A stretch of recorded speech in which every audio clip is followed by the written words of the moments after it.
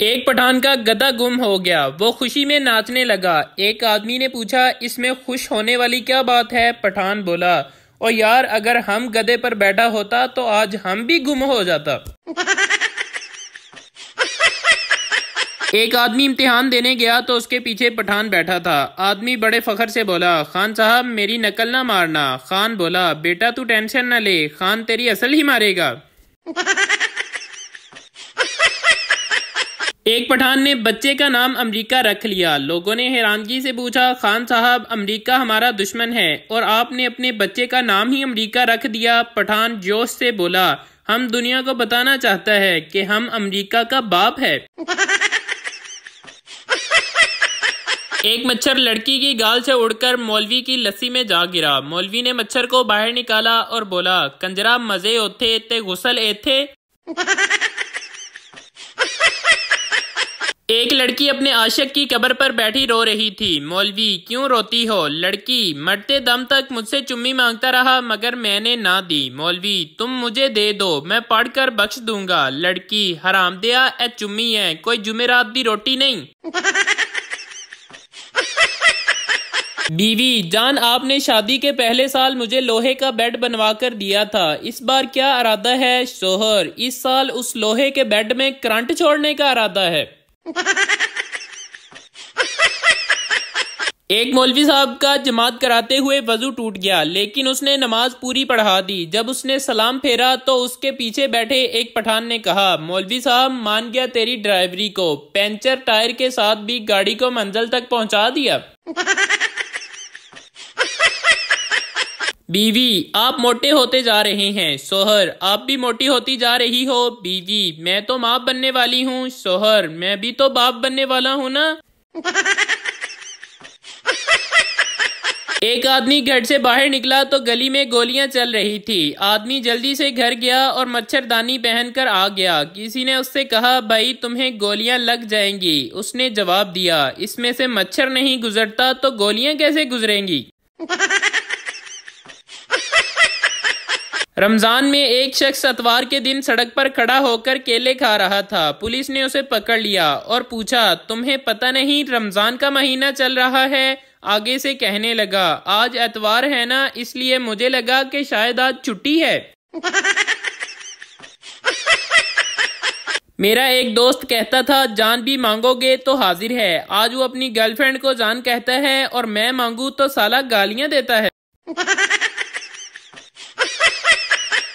एक शख्स कई साल बाद कराची अपने दोस्त को मिलने गया। उसके घर का दरवाजा खटखटाया तो घर से उसके दोस्त की बीवी निकली। उसने पूछा, अरशद घर पर हैं? बीवी ने कहा, अफसोस, वो तो 6 महीने पहले ही फोत हो चुके हैं।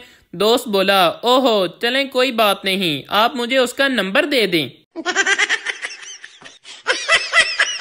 बेगम काफी दिनों से जोड़ों के दर्द की शिकायत कर रही थी। फिर कल इन्हें साथ लेकर गया, 3-4 कपड़ों के जोड़े लेकर दिए। अब अल्हम्दुलिल्लाह काफी बेहतर है। बीवी पर खर्चा करो इससे पहले कि वो डॉक्टर पर खर्चा करवा दे।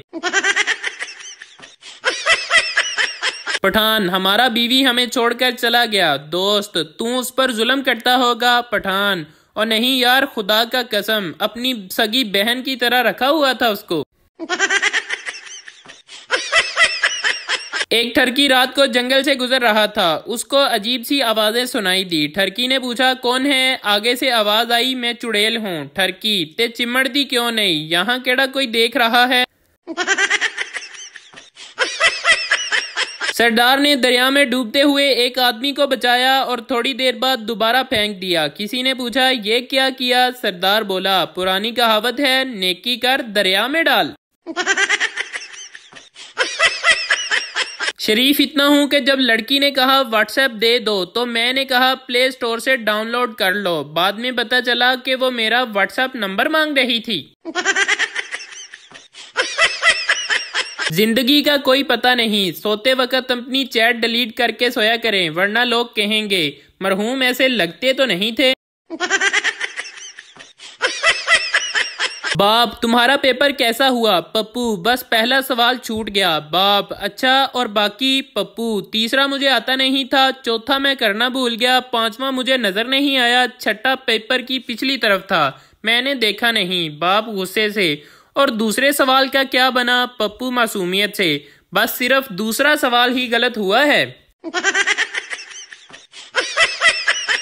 एक पाकिस्तानी ने चाइनीज इंजीनियर को जलेबी पेश की। चाइनीज जलेबी देखकर रोने लगा। पाकिस्तानी ने पूछा, क्या हुआ भाई, आप लोग रो क्यों रहे हो? चाइनीज ने जलेबी देखकर जवाब दिया, इस पर लिखा है कि आपकी वालदा फौत हो गई है।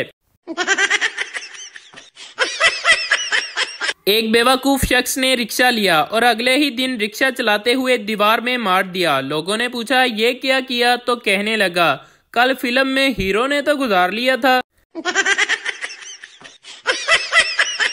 टीचर बताओ कायनात कितनी लंबी है? Pappu 4 feet 9 inch. टीचर हैरत से, वो कैसे? पप्पू क्योंकि कायनात हमारी पड़ोस में रहती है।